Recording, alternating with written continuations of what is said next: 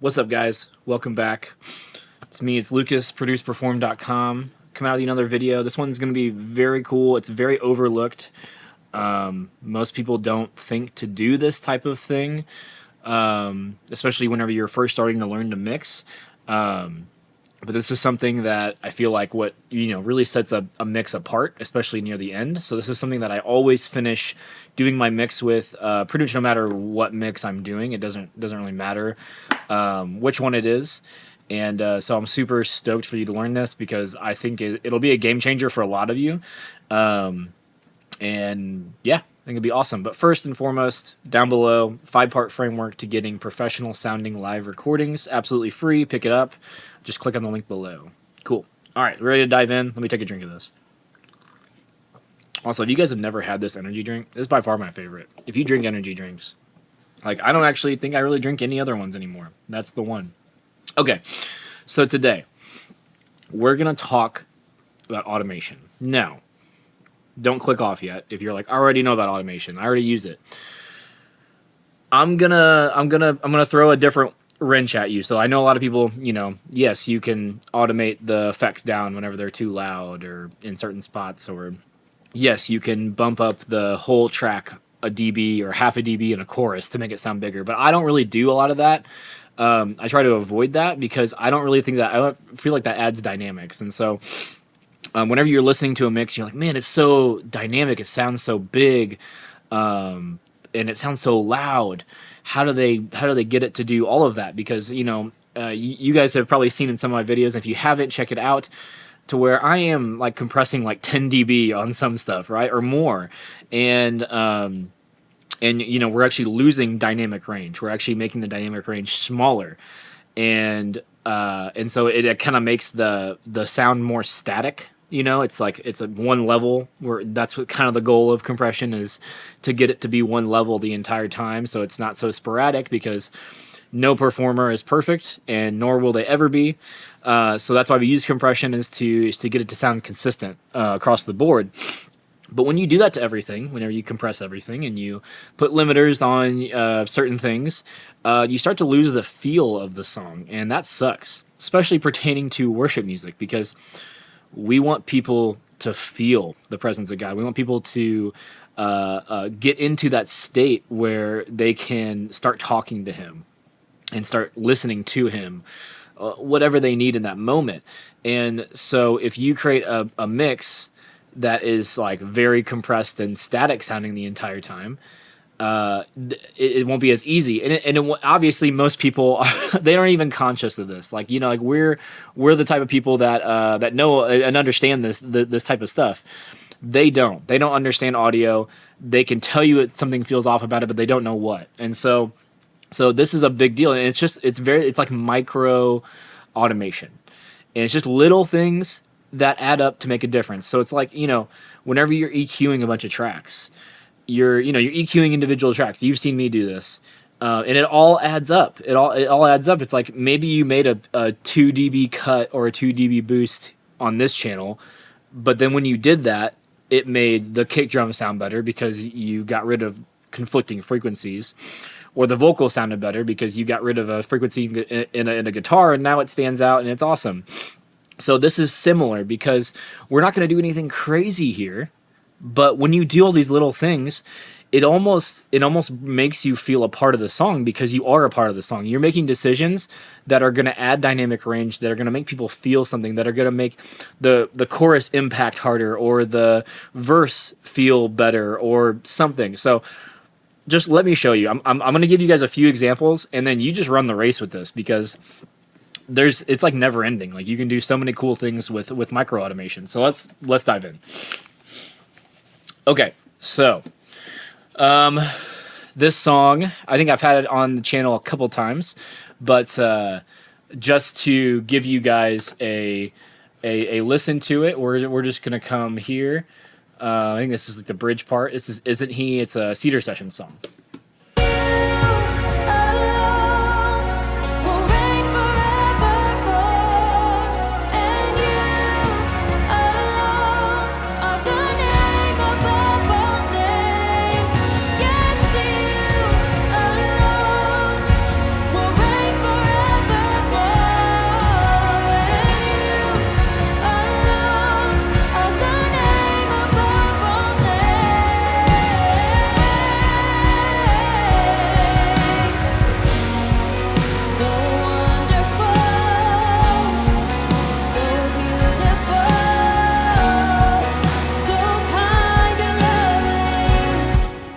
Cool. So you guys get the gist of the mix. It's sounding pretty good. I don't even know if this is the final version I was working on, but I just pulled it up. It sounds awesome to me.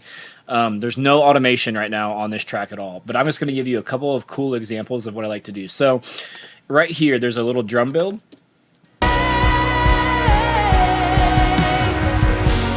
So you hear the kick, it's like da da da da da. So super simple, nothing crazy. But what we're gonna do on this is we're actually going to. So I come here. So I have this is the drum group volume automation, and so basically what I'm gonna do here is I'm actually gonna drop the dB, drop a dB here right where that drum build starts. So we're just gonna do 1.3. And I'll solo that real quick. Actually, sorry, I need to undo that.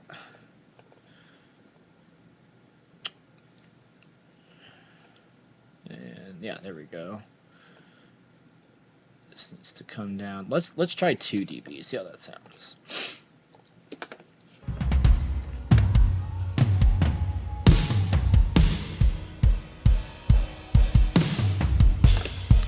Cool. So I liked it until about here, and then I want that drum fill to kind of hit hard.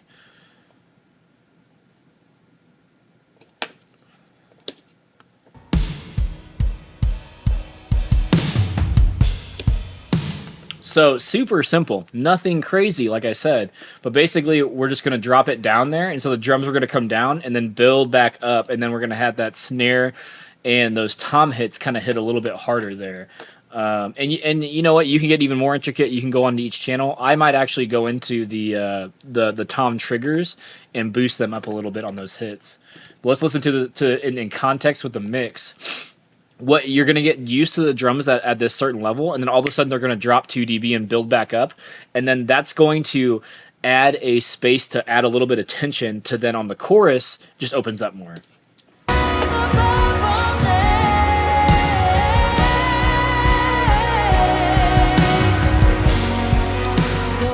So yeah, that I mean to me that sounds awesome. I don't know why it's not letting me save. So yeah, so now let's just come to the tom and the snare, or the 2 tom triggers, because I actually want to just boost these a little bit, and so we're literally just gonna come here and we're just gonna go plus 2 dB on these and see how that sounds.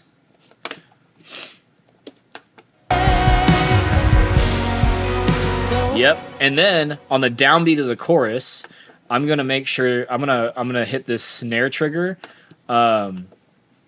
pretty hard. So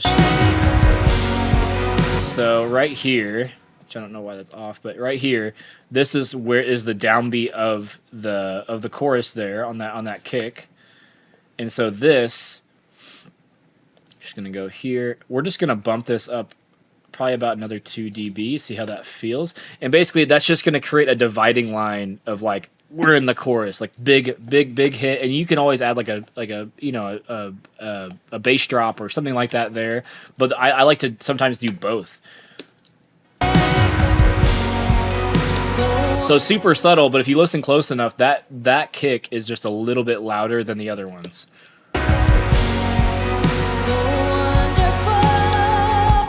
And so it's just stuff like that, adding the dynamics back into the mix. Okay, example number 2 that I like to do.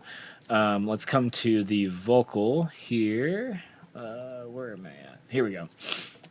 So we have this lead vocal here, and just so you guys can see, there's 0 automation on her volume or her pan or anything like that. So we're not going to do any vocal automation. Obviously, there's tons of videos on how to automate, the vocal and whatnot. But what I actually like to do to make this last chorus just kind of explode is I like to add a lot more of this of like a longer delay. So let's just listen to this delay real quick. Excuse me.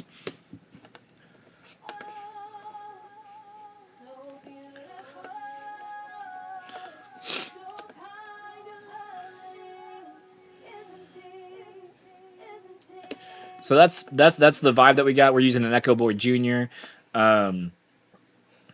Quarter note feedbacks about looks like 10 o'clock somewhere, and we're using the ambient space, a little bit of low cut, high cut, a little bit of saturation. If you guys have not used this, this is a very cool delay. Works every time. It just sounds natural, especially in a mix. It cuts off some of that high end stuff automatically, so I don't have to like cut it out afterwards. And then I have a little low cut after. I think I just use. I think I just have this on here just in case I do need to cut any certain frequencies out. But it looks like here I just didn't need to do anything. So that's the bulk of it there. But see what we want to do. So if we listen to it in context here. You can hardly hear the delay here.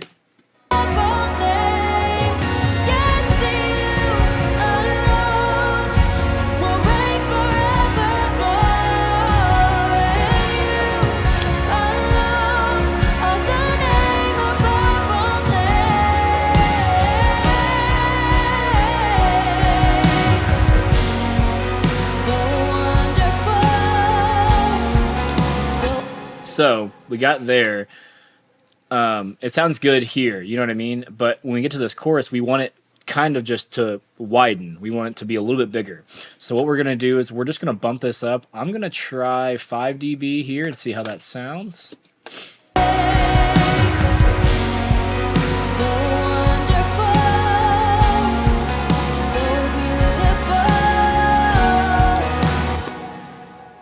Maybe a little bit more too. So we're about 8 dB up here. So wonderful, so beautiful, so kind and lovely, isn't he, beyond compare, treasure rich. So if you guys are listening closely, if you guys are listening in headphones or like studio monitors, you can really hear it. But her vocal went from like it feeling like it's like right here. And then in the chorus, it's like here, because that's what delay. It just brings that vocal, makes it wider, makes it bigger, and that's what we want in this last chorus, just a big sounding vocal. And so this is like a little automation that you can do. Nothing, like I said, nothing crazy. We already using the delay that we already have, the delay that you usually use. Just turn it up a little bit in those bigger parts to kind of make that part feel bigger. And it's not like you're really you're not making the vocal louder itself, you're making the effect louder. Super cool. And then last thing that I like to do, which I don't see a lot of people doing, but this is kind of in proportion to worship mixes. I feel like it's not always like a normal thing that a lot of people do, which is fine. But on the guitars, the electric guitars. So this is the Electrics bus here. And what I have here is I have my normal processing, 4KE, shred spread, a little bit of compression, a little bit of reverb. And then last, I put this SSL Fusion stereo maker, the Stereo Fusion stereo image. Don't know why I couldn't think of the name image, the word image, but and so if you look here, there's literally nothing on right now. Everything is at 0. It's just turned on, and so what we're going to do is we're going to automate this width knob in that chorus. And what's cool is you can do this to where you get rid of width, it's like in a verse. But for this example, I'm actually going to add width to the chorus to make these guitars just soar a little bit wider, make the chorus sound a little bit bigger. There's a little trend here, just making the chorus sound bigger, right? But yeah, so I already added the automation here. But you can in Studio One and any DAW, you can add any knob, anything to for your automation. But here is the stereo image here, and so we're gonna come here, just add 2 little dots there to where then I can grab this and just use it to adjust just in this chorus here. So. And what I'll probably do is do a little ramp up, so I'll leave that there, and I'll show you guys what I mean there whenever I get to that. So let's just listen to these guitars.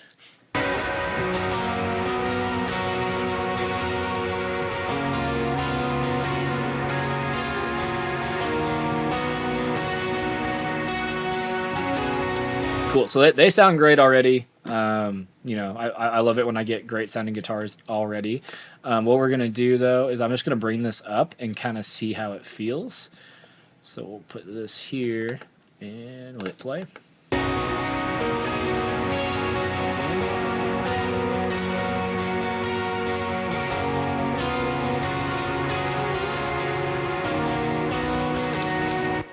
And so right there just kind of gave me a little bit more width. If you guys are listening in headphones, you can really hear that, or monitors. So what I'm going to do is I'm going to turn this on and off just so you guys can hear the difference.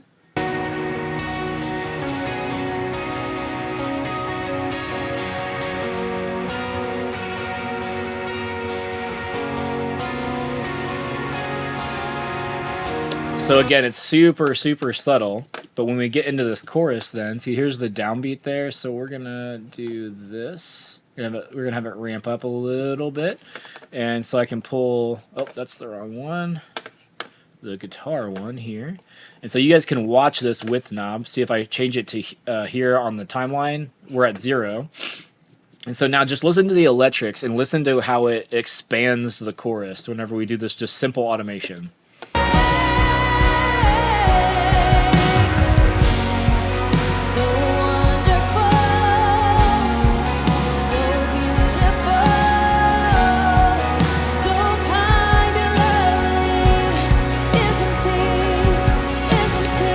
So sounds huge in this chorus, but not only does it sound huge, it's interesting to me. I don't know if you guys noticed it, but the vocal itself, the main vocal, not the effects, it just kind of came out a little bit. Like it's like I didn't even need to do as much vocal automation because these kind of opened up the space for her vocal to come through.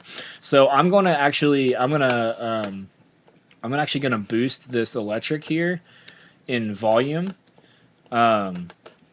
Just like a couple of dB. Well, it said it still had automation. Let me check. Oh no, okay. I see.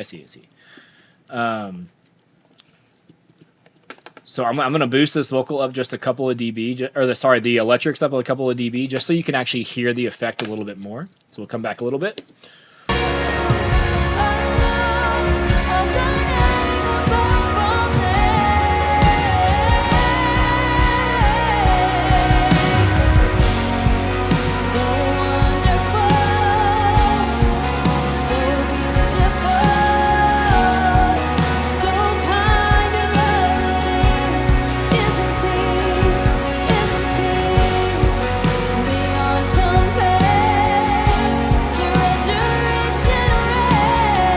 Man, so like to me that just feels so much better. Let me know down in the comments which trick you guys were like, oh, that's so cool. I'm going to try that on my next mix. Or if you guys have another idea on like a micro automation that you can do that will just change the game of your mix. This is something that you have to do, in my opinion, is do some of these or all of them, because there's something about a static mix that doesn't feel right, doesn't feel great. It feels a little sterile, and usually that's something missing in your mix. Whenever you get to a final mix, it's just missing that little bit of movement, because the thing is real music. You know, if you go to a worship a conference or just your worship on Sundays, it's not stagnant. The sound is not always going to be, just a constant volume level, a constant thing. It ebbs and flows, and that's also how the spirit works, right? It ebbs and flows with the vibrations and everything in the room. So this is something that you have to do because this is how music is. This is how it works. So yeah, hope you guys liked the video. Again, please check out the 5-part framework to getting professional sounding live recordings down below, absolutely free. And last but not least, I love you guys. Thank you guys for watching. Thank you guys for all the encouragement. I really, really appreciate it. And I just want to encourage you guys to keep doing what you're doing. Keep pushing on your mixes. Keep getting better. It's a process. It's not a overnight thing. I've been mixing for like 10 years, and I still have a long way to go, in my opinion. So do not stop. The world needs more worship music, so don't stop working on worship music. I know God is calling several of us to work on this type of stuff and to do more of this. So I just want to encourage you in that, and I will see you at the next video. Bye.